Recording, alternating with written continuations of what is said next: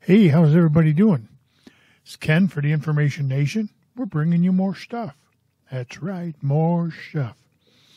You know, the other day, I was hanging around, and Vaping Joe sends me a thing on Google+, and he's got this Addy on there, and it's the KSRTA1. So I said, well, I'll go take a look at it. And it looked pretty cool. I mean, it looked pretty darn cool. And he puts the website out there. So I go to the website. You can't buy it. There was no pricing on it, no vendors on it, no nothing out there. But it was a heck of a tease, and this is the kind of stuff that people are coming up with now. I mean, take a look at this thing. That's a neat-looking little cotton picker. I mean, fills in the top, holds, I think, 5 or 7 mil. You control the liquid by the drip tip. And I would love to get one of these little low-profile devices to review for you. It looks like it has an adjustable 510 pin. There's the fill top. And there's how it looks on the Addy. There it is on a Vapor Shark. A Smoke. A Zero. I mean, this cotton picker is neat. This cotton picker is really neat. And I could just imagine how it would look on this. I mean, can you imagine that?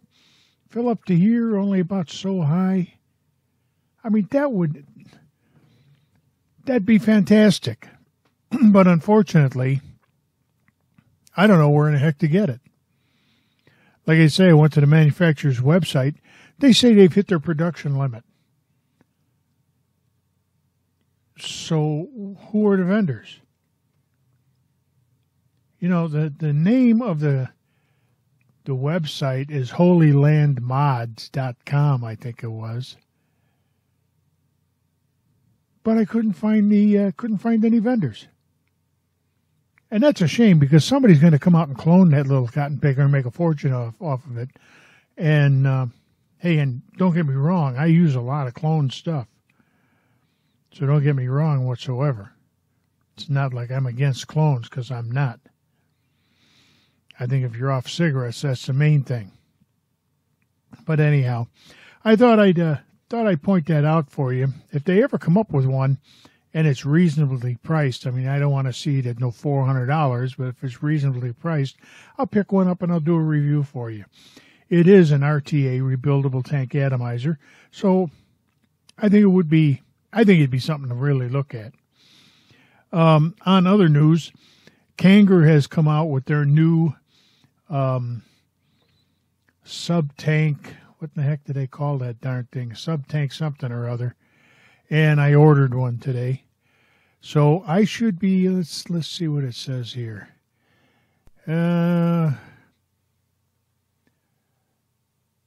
I ordered a Kanger Sub-Tank Plus, the next generation performance hybrid tank system.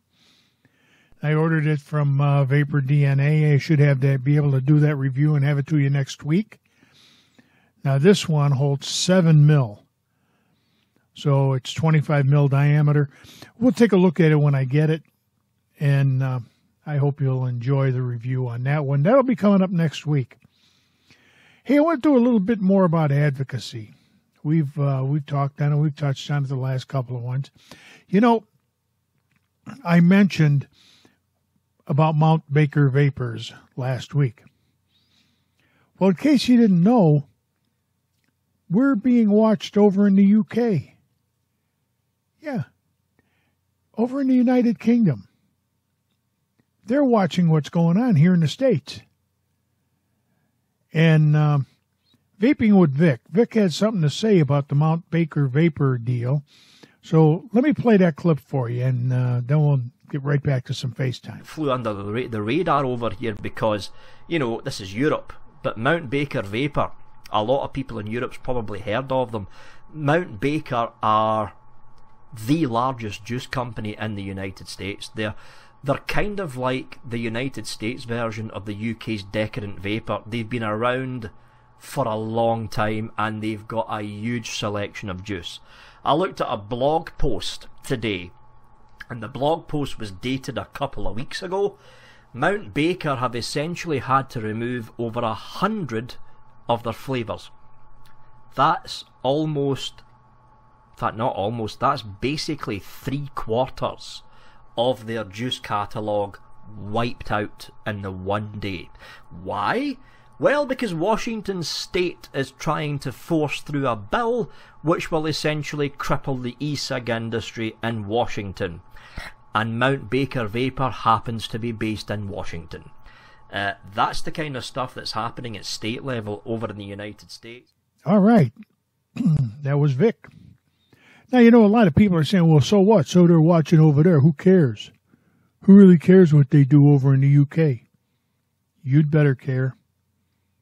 You'd better care because this is global. This war on vaping is global. And in case you think I'm kidding you, here's Vic again. Over here in the UK, Norway's basically banned vaping. They've basically banned vaping. If you want a scare story to see what would happen in the UK if the next UK government follows the Tobacco Product Directive to the letter, look at what's happening to Norway right now. And it will scare the shit out of you. It will just obliterate any hope that you will have of vaping if the UK government, well, not if, when the UK government enacts the TPD in full here in the UK, because that's exactly what Norway have done this year, and they've wiped out the e-cig industry. It's gone. It's just gone. There's nothing left of it over there. And that's what's going to happen here. You see what I'm telling you? It's happening globally. This isn't just the United States. This is global. And what did he just tell you? It's happening there.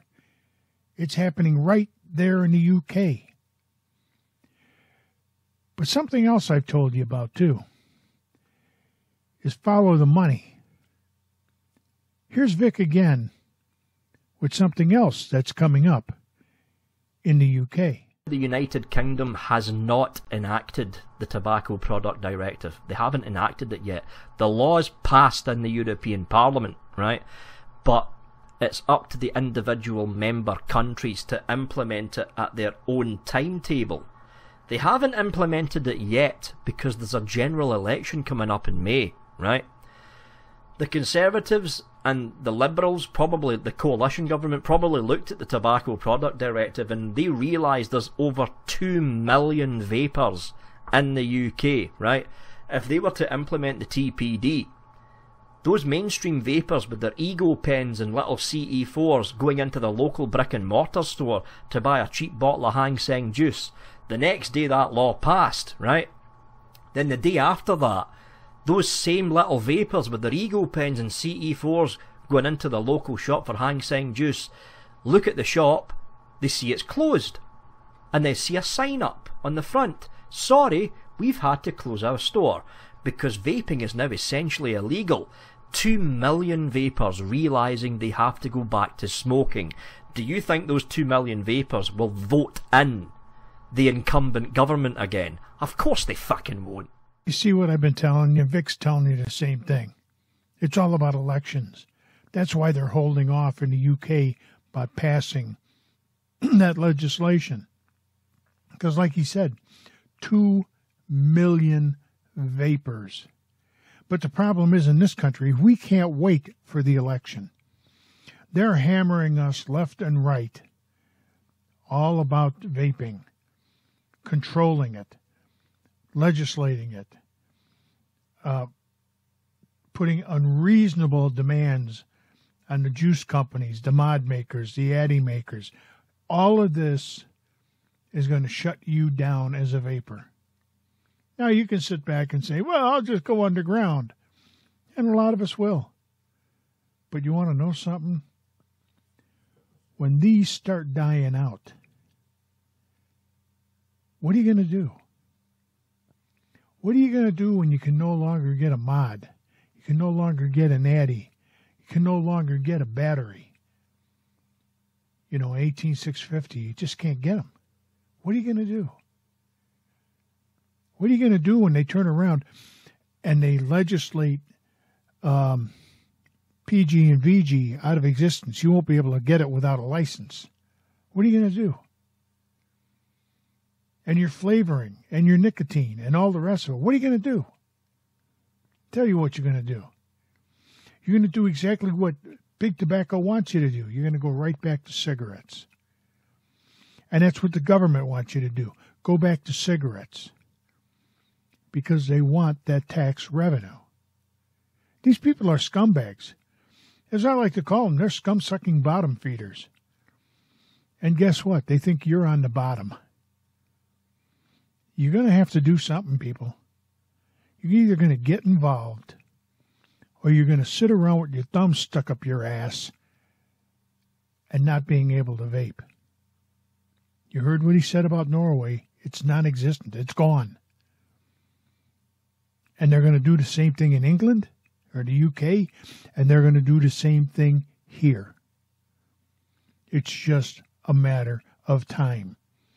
You listen to these politicians, what they constantly say. Well, the international community, we should listen to the international community. Why?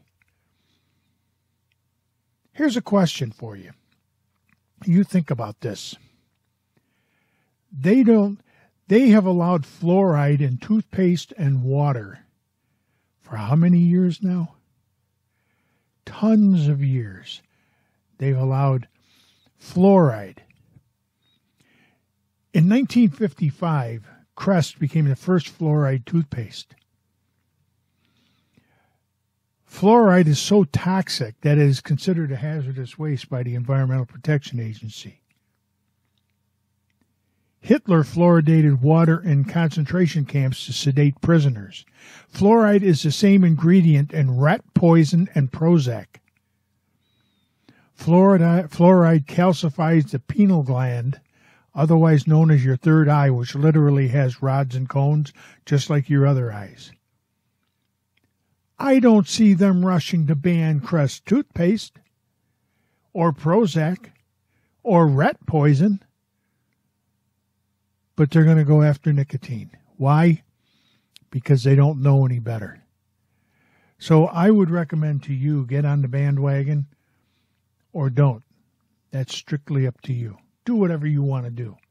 I'm not here to tell you one way or the other. I'm just here to inform you because information is power. But hey, that's just my opinion. This has been Ken for the Information Nation, bringing you more stuff. Hey, subscribe to the channel if you would. Give us a thumbs up. Share this video with your friends, your family, and other people out there who will probably eventually hate my guts. It doesn't really matter. But share the video. And don't forget, in the meantime, in between time, ain't we got fun? Have a nice day.